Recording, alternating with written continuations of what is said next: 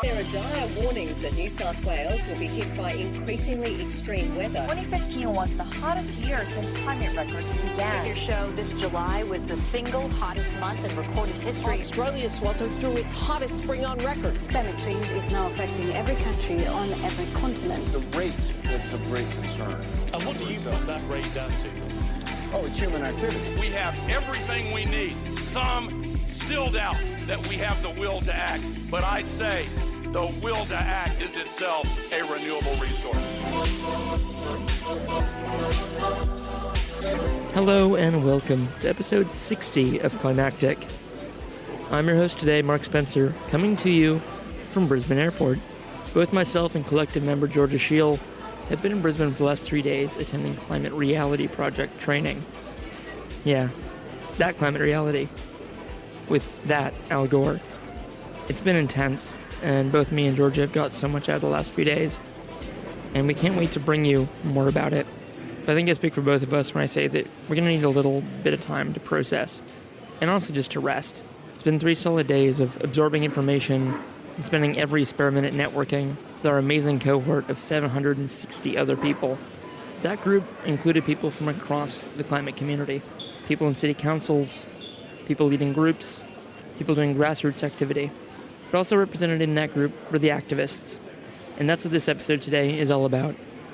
It's about getting beyond the headlines of Extinction Rebellion and peering behind the curtain and seeing what the people behind these non-violent direct actions are really like.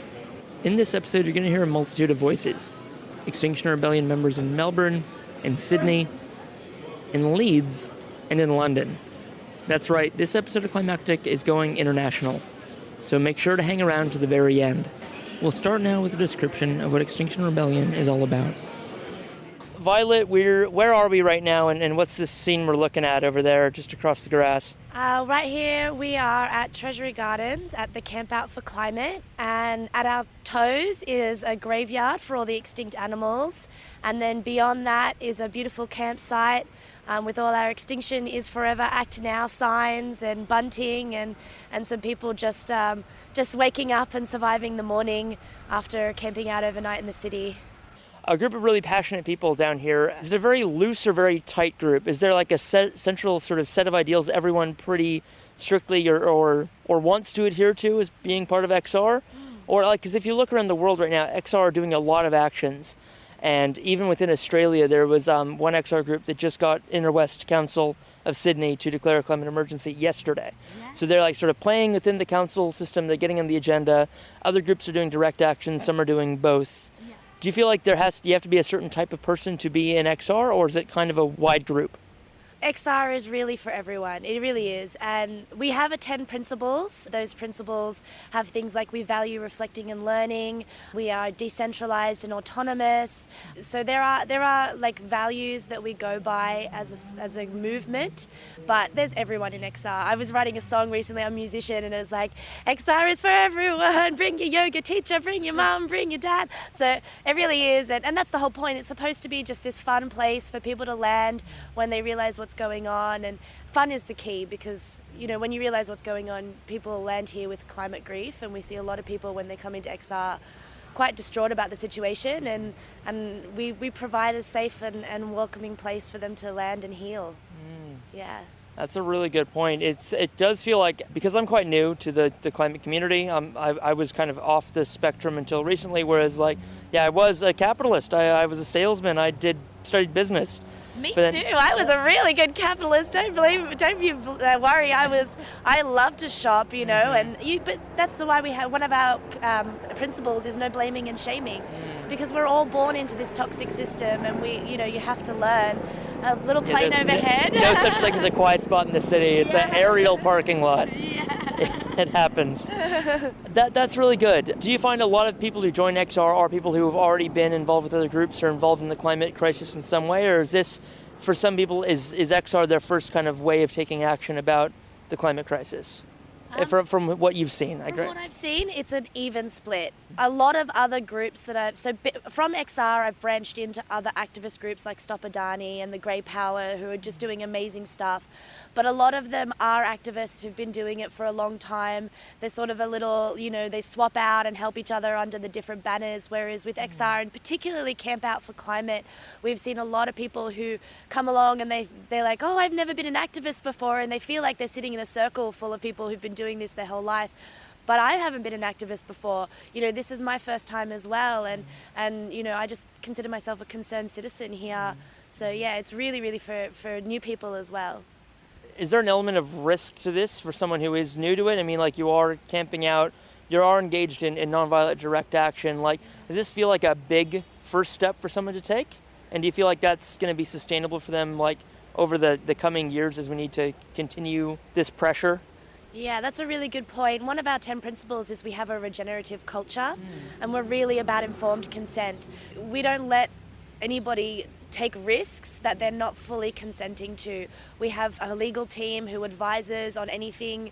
Yeah, I mean, there are risks, but the thing is, like the suffragettes movements, like the civil rights movements, to be able to get the attention that we need, we have to enact on civil disobedience. It's gotten past the point of lobbying.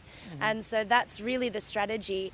There are plenty of roles that are not arrestable. There are plenty of roles that are simple, like the beautiful graveyard here. This is an art installation. A lot of XR is art.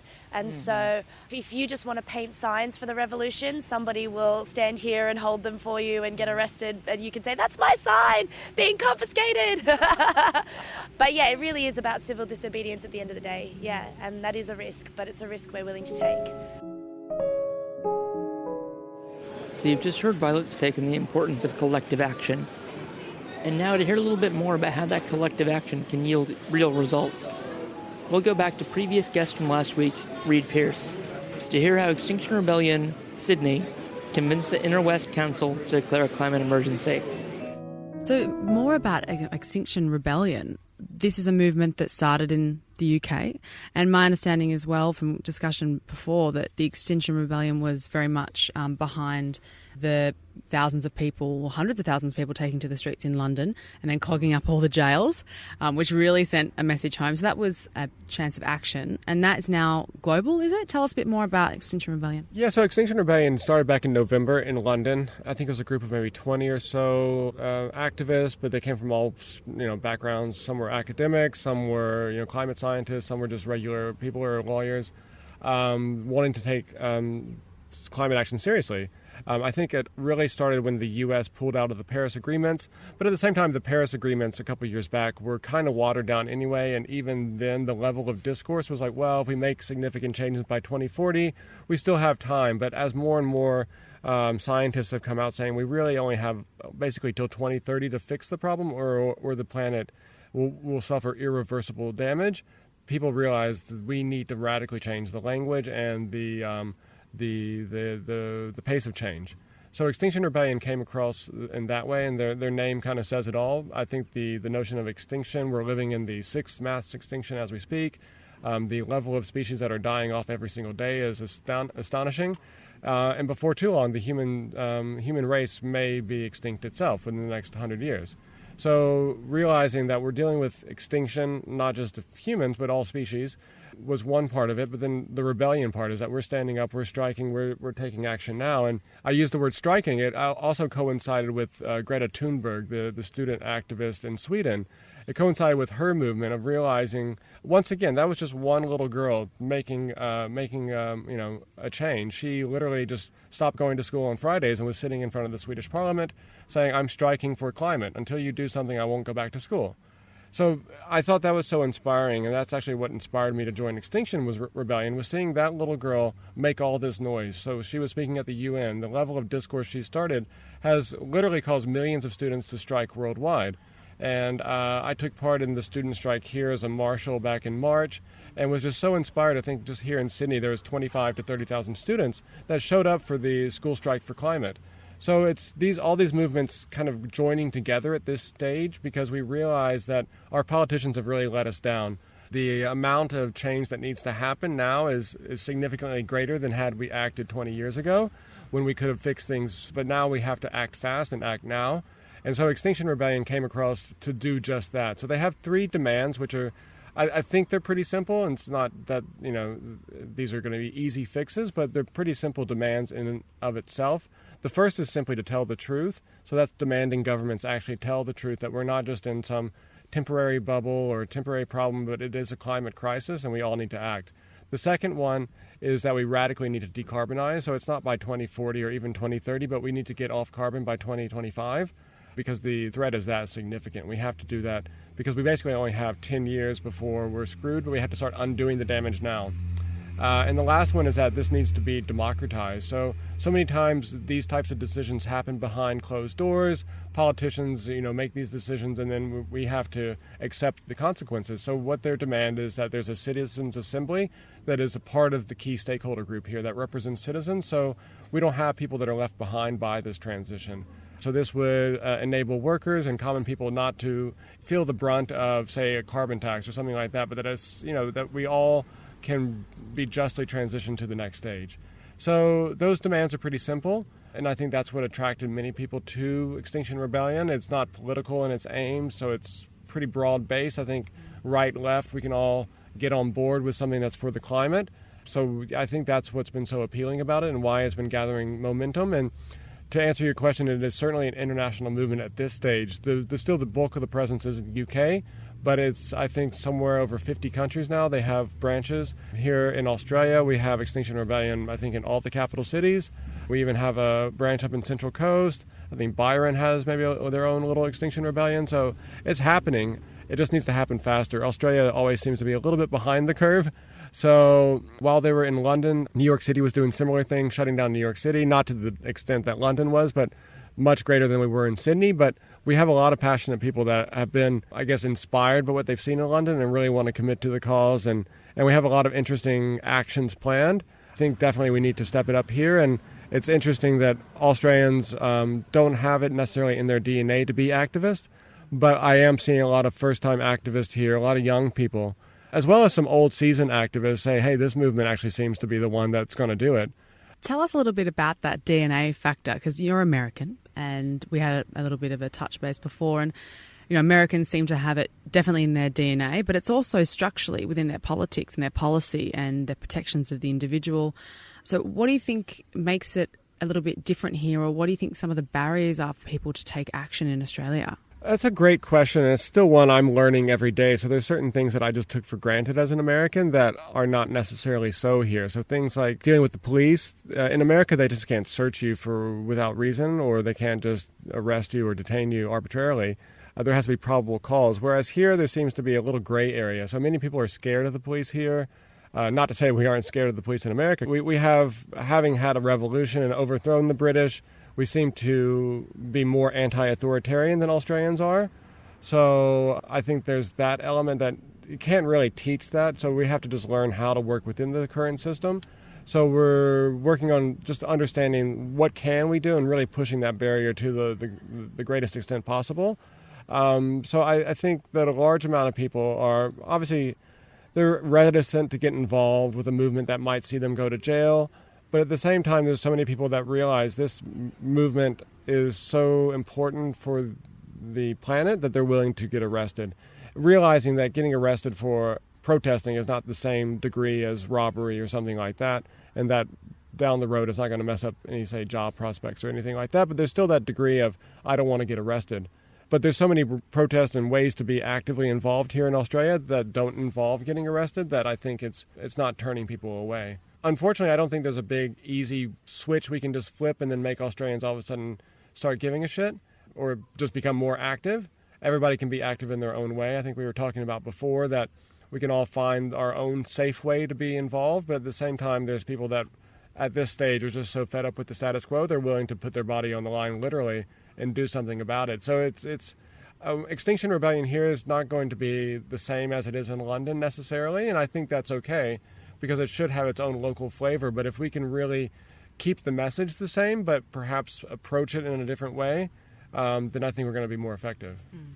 Yes, it's an interesting place, and I reflect on myself. You know, even doing this podcast, it brings me so much joy. But and it's a creative outlet for me, and it feels important, and it feels like I'm taking my own sense of action. But it's definitely not, the front line. So there is an element that even I here reflecting on, and we all need to reflect on, I think, as Australians, of what is it about our DNA that we might need to challenge in the way that we take action.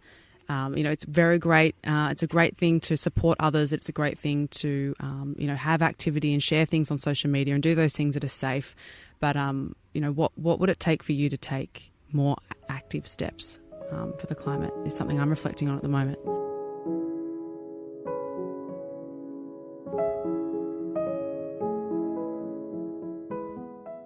Sometimes, though, victories like the declaration of the Inner West Council's climate emergency are just out of reach or don't even seem close at hand at all.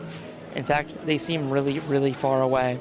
And that was definitely the case in Melbourne just a couple weeks ago, when Extinction Rebellion took to the streets and took to the lobby of one specific building to bring a very pointed message to a very obstinate group.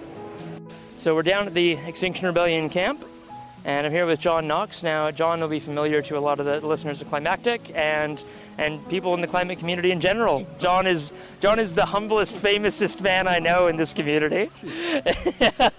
John, what is today? What's going on? There's going to be an Extinction Rebellion, blockade of a climate-denying organisation. We're trying to get them to actually tell the truth on climate.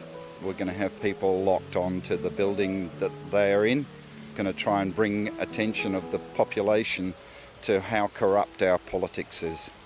What's kind of your hope for how the action goes? And how have you seen recently the mounting actions by XR? Do you see that they're starting to really have an impact? Oh, absolutely they're having an impact. We're seeing governments around the world, and I hope this flows through to Australia, governments around the world actually declaring a climate emergency, which is what we're in. And that's one of the purposes of Extinction Rebellion, is to actually get governments to actually tell the truth so that their citizenry know that we're in trouble and take action to try to change the course we're on. So what's it feel like? This is not your first time knowing that in a few hours you're going to be putting yourself in a position kind of looking to be arrested. What does it feel like? We've talked in the abstract about what that's like before, but in terms of just with hours to go, you personally, what does it feel like physiologically? It's kind of nervy. This is not the sort of thing that I do for fun. Nobody does this sort of thing for fun. You don't go out and seek being arrested for no reason. And my reason is my kids. My kids are 21 and 19, and they are going to be in a lot of strife. Now, how much strife they're going to be in depends on how we move forward. And if we don't take action, then heck, the UN just recently suggesting that there's 1 million species at risk of extinction. I just hope the human species isn't one of them. Though maybe for the species that survive, it would be better that way. This is the kind of action you take after exhausting all other paths. Do you feel like, and you might get this question from traditional media, from people who aren't aware of the reality of the situation, they'd say, oh, isn't this a bit of a stunt? Isn't this a bit of a hyperbolic or hair on fire thing to be doing? Do you feel like we've exhausted all our options up to the point that people like yourself, who are upstanding, normal, good citizens, are willing to get arrested? Do you feel like that's the point we really are at? Oh, totally we're at that point where the problem is we've known about this for over 30 years. We've wasted 3 decades when we could have been taking real action on climate change. The government of both persuasions have not been willing to, but especially the LNP, have not been willing to grasp this nettle. For whatever reason, be it they're being in thrall to the fossil fuel industry or whatever, they're just not treating this as the crisis that it is. I've personally I've written letters to politicians. I've spoken to people.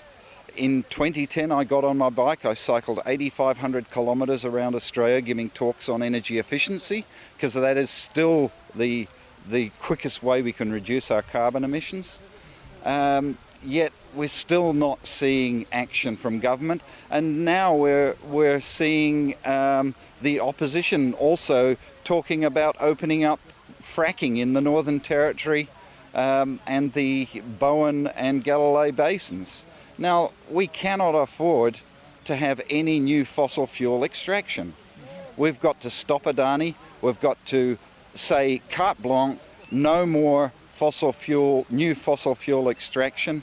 And we've got to look towards shutting down what fossil fuel extraction that we've currently got going. In Australia, we've got so much renewable energy resource. Instead of exporting coal, we could actually export energy into Southeast Asia. We have that much renewable energy resources.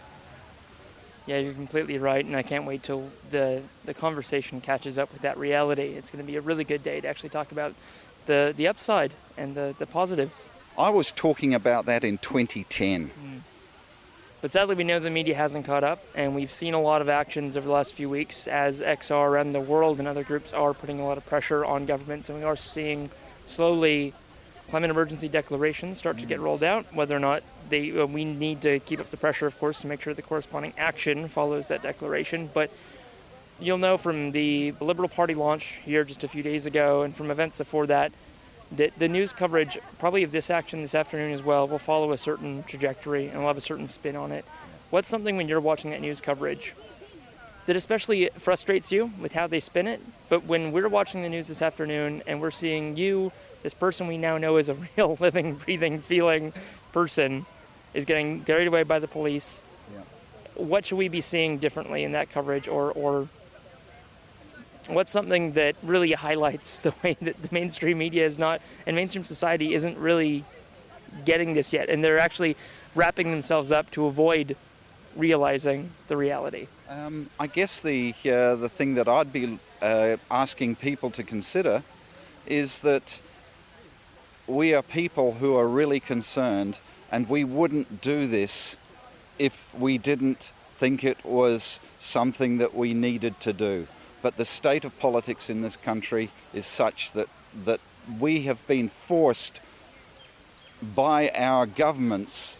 In fact, we have been radicalized by our governments to take this action. And that really, really pisses me off. At my age, I shouldn't be doing this kind of thing.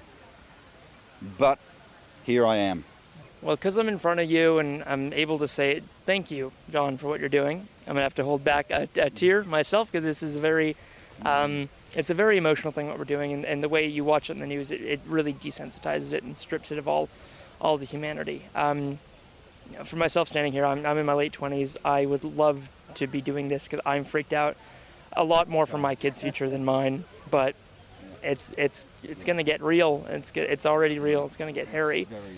Thank you for doing what you're doing. And for people listening to this who also want to take action, I personally can't.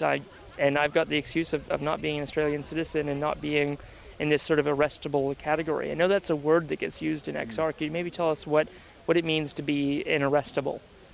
An arrestable is somebody who is willing to actually stay and to the point of being arrested. They've actually come to terms with the fact that this is an action where they can be arrested, and they are willing to take on the responsibilities of that. There are consequences for being arrested. Having been arrested in Victoria once before, I won't be on the diversion anymore. I will probably get a criminal record. At my stage of life, though, and considering the climate crisis, I couldn't give a stuff. This is just crazy. We're burning our planet. We're burning our planet, and why are we doing that? To make some billionaires richer. That's just, as Bill Nye, fucking grow up.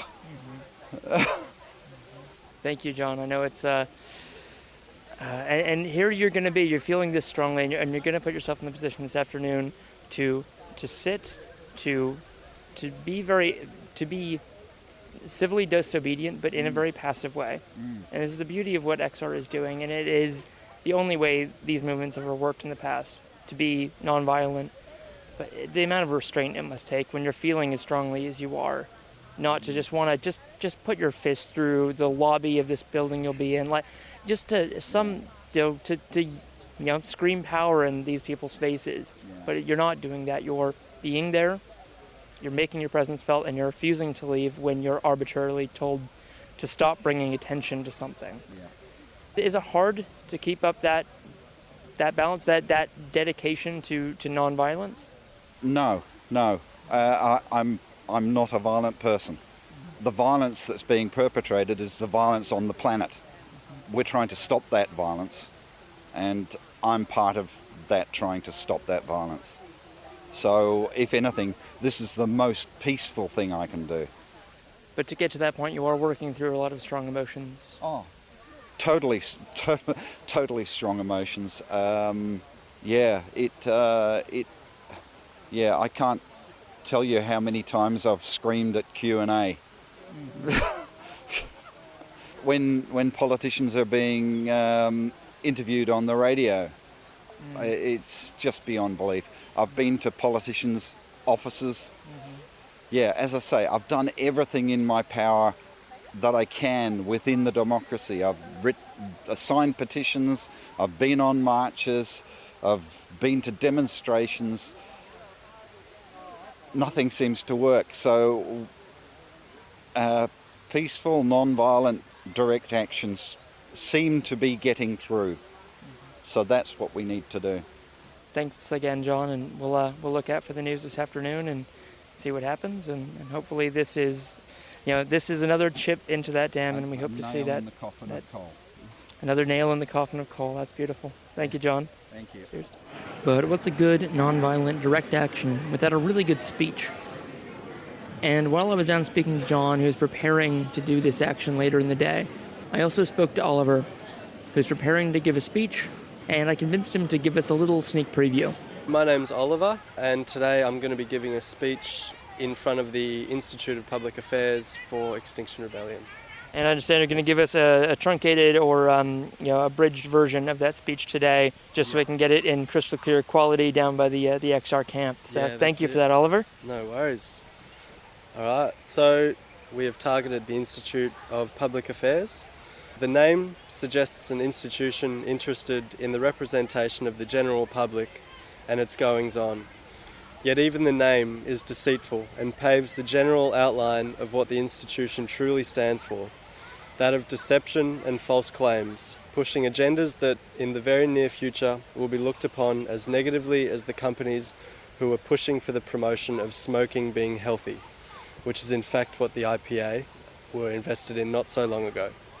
Some of the individuals who have direct ties with the IPA include mining millionaire or billionaire Gina Rinehart, Rupert Murdoch, Tony Abbott, George Pell of the Catholic Church, Michael Kroger, who was once the president of the Victorian division of the Liberal Party of Australia and also the former director of the IPA, Mitch Fifield, a Liberal Communications Minister, Georgina Downer, a Liberal candidate for Mayo running in the current election, and even John Howard.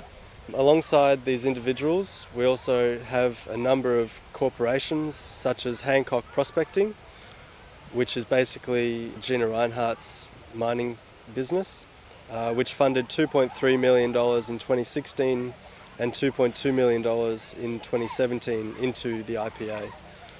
Other corporations include large mining and petroleum companies, ExxonMobil, Western Mining Corporation, BHP Billiton, even Telstra, Philip Morris, Murray Irrigation Limited, which is interesting given the recent issues around the Murray-Darling Basin, Caltex, Shell, Esso, and even British American Tobacco. So the IPA has also been funded by the Liberal Party through the associated entity, the Cormac Foundation. It also received $50,000 by the Australian government in 2003. The IPA sells itself as the voice of freedom, and yet it strives to take away the freedom of future generations. The IPA's 4 principles are future, freedom, opportunity and prosperity. To look into these, all principles sound just and fair, but to push for climate change skepticism removes all opportunities of a successful future. Ironically, we'll just wait for the helicopter to pass. Sweet. That timing is perfect. Yeah. The longer we delay action on the climate emergency in which we find ourselves, the more deaths and disasters we will see in our future. Millions, billions of people's lives are at risk, and an unimaginable amount of other species. The 6th mass extinction is underway right now, and we need to change immediately. The climate emergency will impact the freedom of every single human. There are no exceptions to this monumental issue that affects every human being on this planet. The cost of inaction will reduce opportunities beyond belief and no doubt harm our prosperity. So the basic principles upon which the IPA is founded are just, and yet the policies and campaigns outlined by the same institution contradict their own principles, threatening the longevity of humanity and all other beings. We as a people will not stand for this. We demand the government tell the truth about the climate and ecological emergency, and that the government act now. So today we are out front of the Institute of Public Affairs to outline the corrupt and immoral collusion happening between government and corporation. It happens and is happening all over the world, causing mass extinction and destroying our beautiful planet, without which we are nothing. Well, this is going to be a fantastic speech. I wish you all the best for it. Sorry, I do have to run off no problem. And now, returning guest to the show, Joe Dodds, with a quick dispatch from Sydney Harbour Bridge from just a few weeks ago when Greenpeace activists parasailed from the bottom of the bridge, waving climate emergency signs and bringing mass media attention to the issue.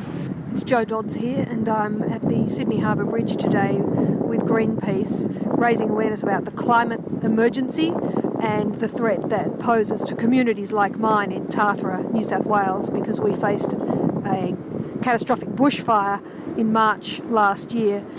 The changes to the climate are due mostly to the impacts of coal mining and coal burning. So we want to see an end to that to keep our families safe, and that's why we're here at the Harbour Bridge today taking this action, raising awareness and demanding that Scott Morrison declare a climate emergency now.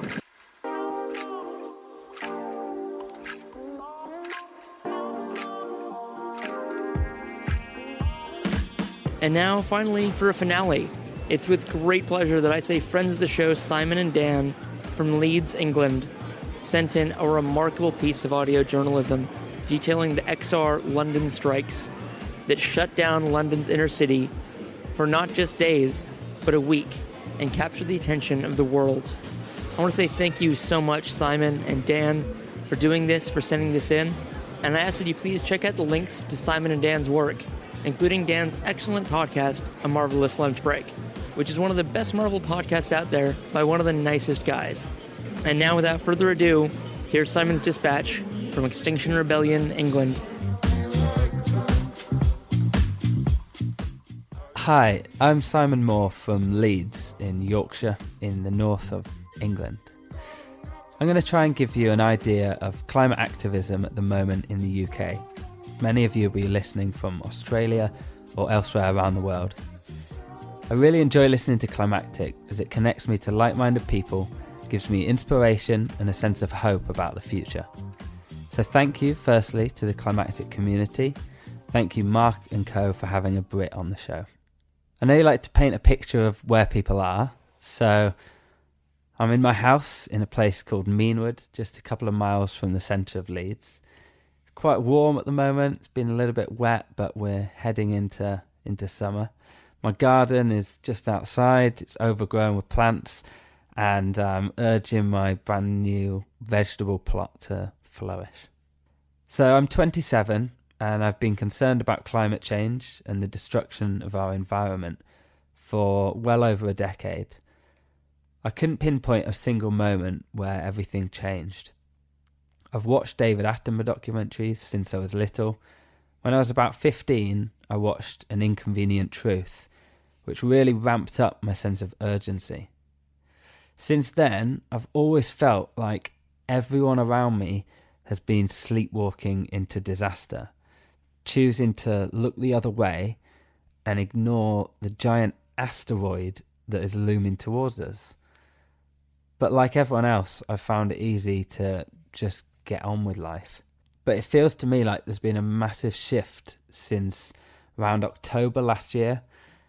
And for me, that's due to two things: Greta Thunberg and Extinction Rebellion. Now, suddenly, there are hundreds of thousands of people rising up across the world. Many of them are school children, and they're saying, stop. Stop sleepwalking into this climate crisis. Change your ways before it's too late. And if you say you won't change, we'll simply keep rebelling until you do.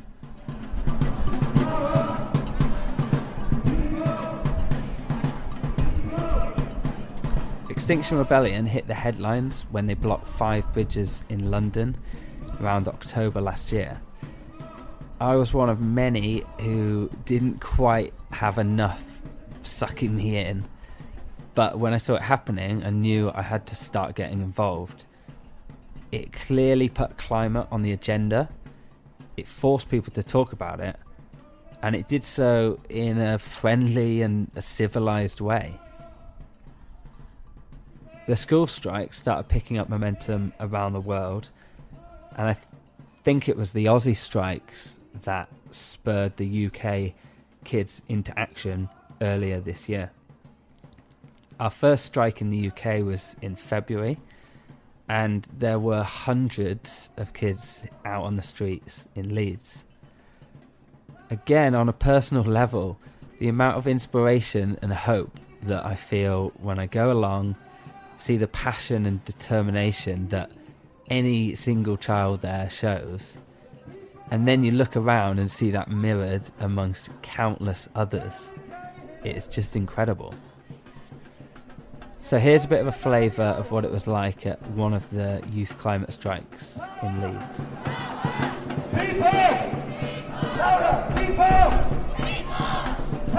I'm Robbie Strathdy, I'm 17 and I live in Leeds, which is a city in England. It's about halfway between London and Edinburgh. Today I'm at Leeds City Town Hall, so yeah, I'm really keen to help carry on the momentum that we've built and try and force the governments to do something.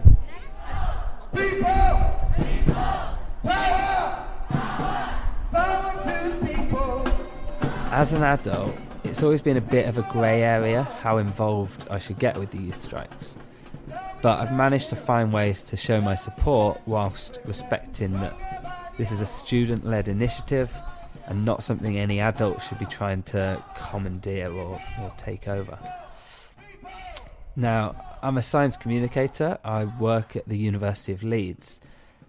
And at each of the 4 youth strikes, we've had dozens of climate researchers going along and talking to people.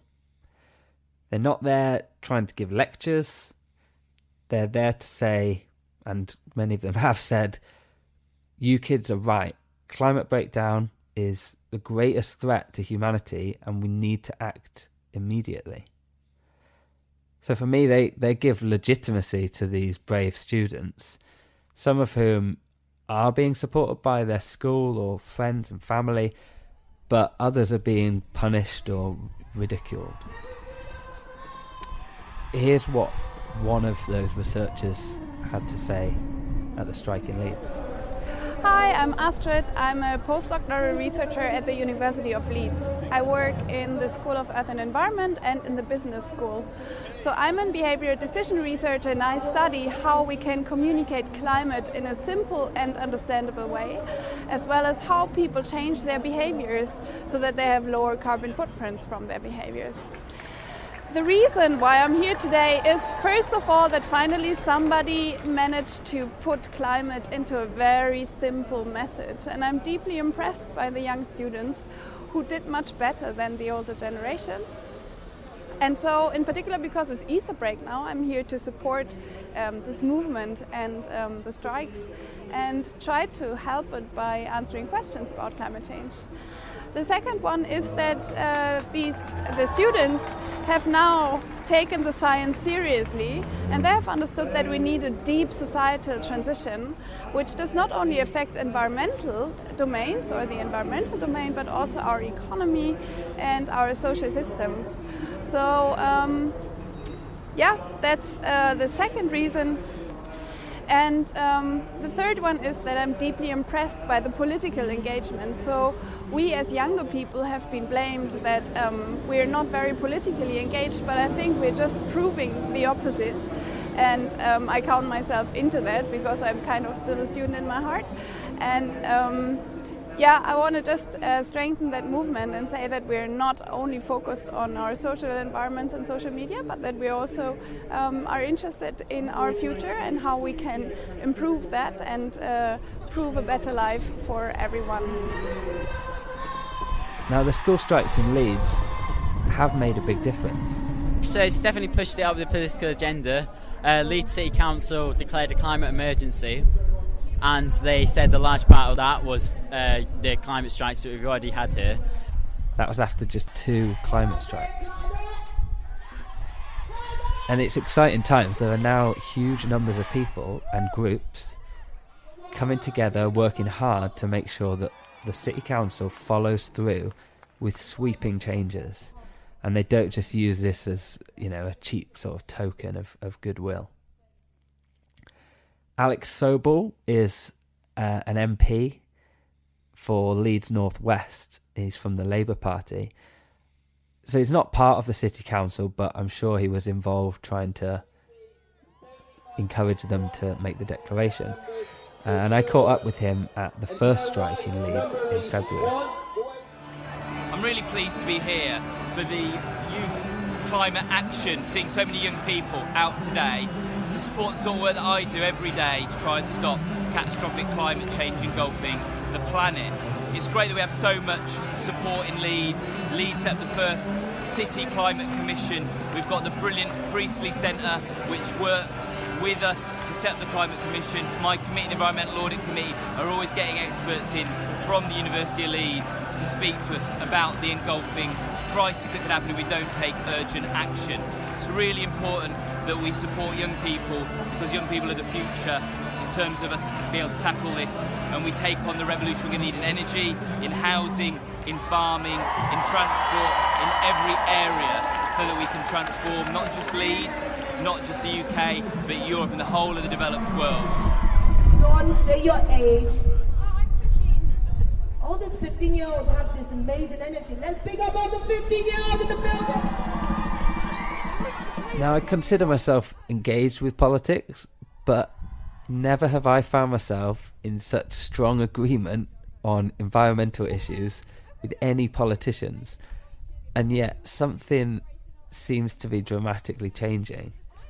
To me, it seems suddenly MPs and councillors are really starting to say the right things, and hopefully it won't be long before they start doing the right things too.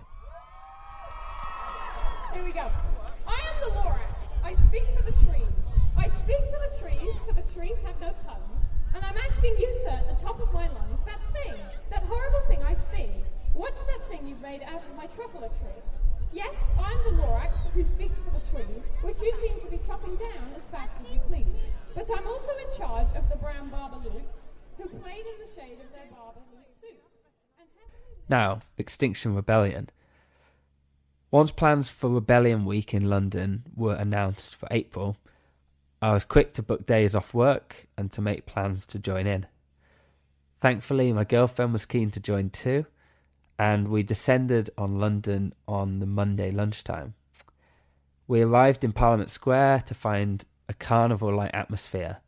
Music, dance, singing, performance, as well as, obviously, the key banners which were blocking off traffic. Police were wandering around, but only in small numbers. We met friends and were soon asked to reinforce one of the roadblocks, where police numbers were starting to build. It was all a bit ominous. We sat in the road for a bit, danced to music, spent a few hours chatting to new friends. Towards early evening, my brother joined when he'd finished work. I was incredibly pleased that he came to join in. As a Londoner, I probably feared that he would be annoyed by the disruption, but actually he clearly was supportive of the messages and the demands. Later on, the three of us wandered over to Waterloo Bridge, and that had been transformed into Garden Bridge. Again, there was a carnival atmosphere that reigned.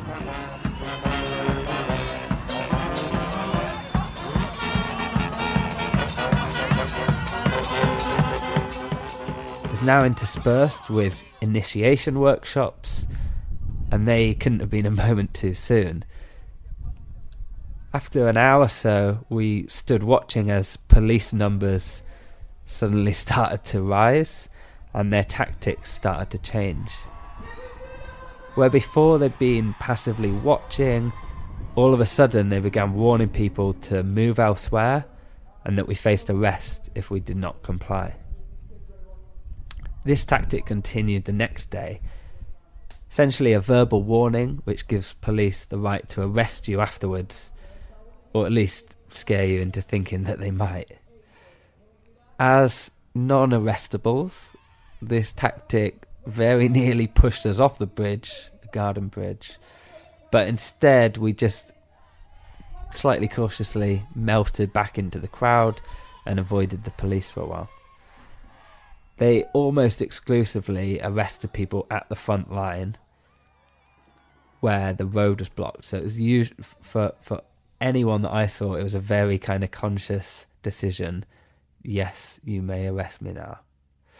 But that tactic of warning people was quite effective at clearing people who, like us, were not planning to get arrested. As the crowd started to thin, we left the bridge to go and get some shut-eye at my brother's flat. I didn't really have too much hope on the Monday night that Garden Bridge would still be ours come the morning, but to my surprise, it still was. The next day we hung out at Marble Arch. We had a delicious dal for lunch. I did my first meditation with slightly chaotic sound all around us. And we spent that afternoon dancing at the Pink Boat, which was parked right in the middle of Oxford Circus. That dancing was quite exciting, particularly when we were essentially dancing away from police officers. What we figured out was that if they didn't give us a verbal warning, they couldn't arrest us. So it's like this slow, joyous game of cat and mouse for hours on end before we had to go and make our way to catch our train home. Taking part in Extinction Rebellion was excellent. They're not simply protesting for the sake of it, and so far they've been pretty good at communal decision making and not doing anything too stupid. What I particularly like about XR is that both nationally and here in Leeds, they're saying, here's what you have to do, i.e. everything in your power to avert climate breakdown. Now start doing it or move aside and we'll do it for you. In Leeds, there are plans for a citizens' assembly and citywide conversations about how we tackle this emergency. I think this is clearly essential. No political party is going to win elections based on taking tough measures to fight climate change, because the decisions we have to make are really hard. People and businesses will have to make big sacrifices. And most importantly, we need to make sure every voice is heard. Not just the privileged, but those who struggle to survive, who rightly do not put climate at the top of their priority list. On a national scale, we were lucky to have Greta come to visit the UK and to meet with political leaders. Whilst it's been reported that the UK Parliament declared a climate emergency, we're not celebrating too soon, as that didn't involve a vote and only involved a small number of MPs. But we're still pushing and still hope to see the UK government declare a climate emergency. And then we might see some serious and urgent changes across the board which can help us avert disaster. For me, climate activism has brought me new friendships, new communities, and a stronger sense of purpose. One of the less glamorous moments of recent activism involved my new house, where I am now, and a group of 6 of us, all from Extinction Rebellion, proceeded to retrofit my lounge with a giant stack of underfloor insulation. That was 400 millimetres of mineral wool for those who are interested.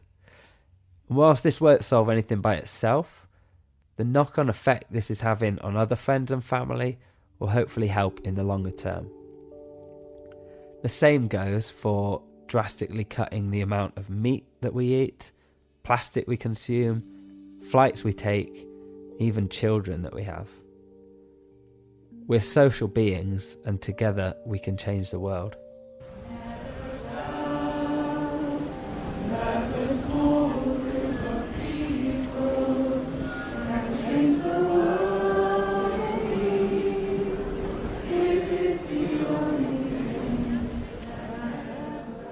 So I'm now feeling much more hopeful than I did 9 months or so ago. Protecting the climate, the natural world, our life support system, is no longer the concern of just a few. These messages are cutting through, and people are responding. The scale of our challenge is huge, but it also presents an opportunity for countries and communities to work together, to unite, and to stop our planet from burning.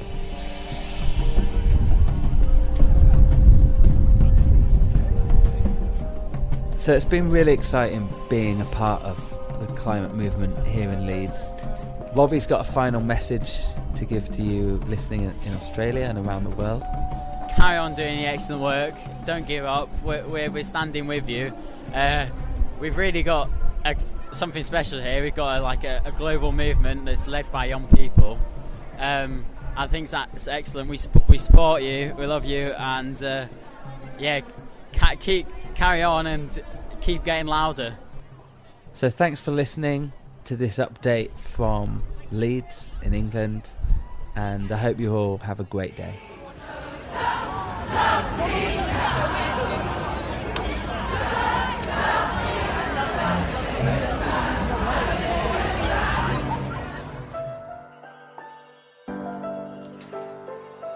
Well, I don't think I can find any better way to end this episode than Simon just has.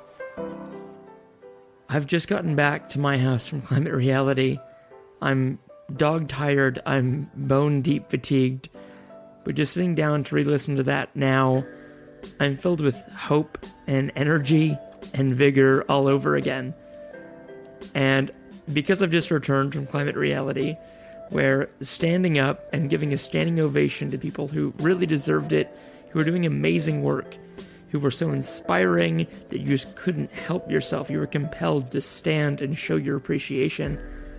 I want to stand up right now and give you a standing ovation, Simon. That was fantastic to hear. I really felt like I was there. I felt like these people who I read about in the paper, who I see on the news, who are doing non-violent direct action on the streets of London, on the streets of Sydney, or in Sydney's case, by hanging under Sydney Harbour Bridge, by camping out for climate in Melbourne's Treasury Gardens, who are gluing their hands to the lobby of the IPA. You're not just stories. You're people. You're people who are our friends. You're people who are our family. You're our people. We are yours. I've never felt so committed to doing what I'm doing now, or felt so strongly that this is the right thing to be doing. And I'm feeling that way because I get to hear your stories. Because this is not Mark's show on climate, or George's, or Maxine's, Bronwyn's, or Rich's. This is ours. And this little space we've got here to share stories of each other, by each other. I think it's beautiful. And I'm really happy, I'm really excited this is happening. So if you were inspired by Simon's story just like I was, join him. Feel free to send one in. From wherever you are, from whatever you're doing, in the face of the climate crisis, you have the ability, the power, to inspire someone else. I guarantee you're going to inspire me. So if you'd like to send in a story, and if you want to hear it and share it here, just get in contact at hello@climactic.fm. And if you're enjoying the show, if you're enjoying hearing the stories of others, we would really appreciate it if you told a friend or two. Alright, I said I couldn't wrap it up any better than Simon did, and I can't, so I'll end it here. But I just want you all to know you're doing great work. You're inspiring others even if you don't know it. And please, for my sake, keep it up, but look after yourself. And let's all take care of each other. This has been a production of Climactic, a podcast collective helping local communities tell their extraordinary stories. It's our mission to help elevate the voices of the everyday heroes we're surrounded by, and inspire, sustain, and motivate the climate community. We love working with local environmental groups, individuals, nonprofits, and social enterprises. So if you've got a story to tell, please just get in touch. The Climactic Collective is Mark Spencer, Rich Bowden, Maxine Bazeley, Georgia Sheil, and Bronwyn Gresham. Our producer is Hazel Fidicaro. Our digital design is by Rose Fidicaro. Our climactic theme is produced by Greg Grossi, and our logo designed by Abigail Hawkins. We're also pleased to feature the music of the General Assembly. Thank you for listening to Climactic, the podcast for our climactic times.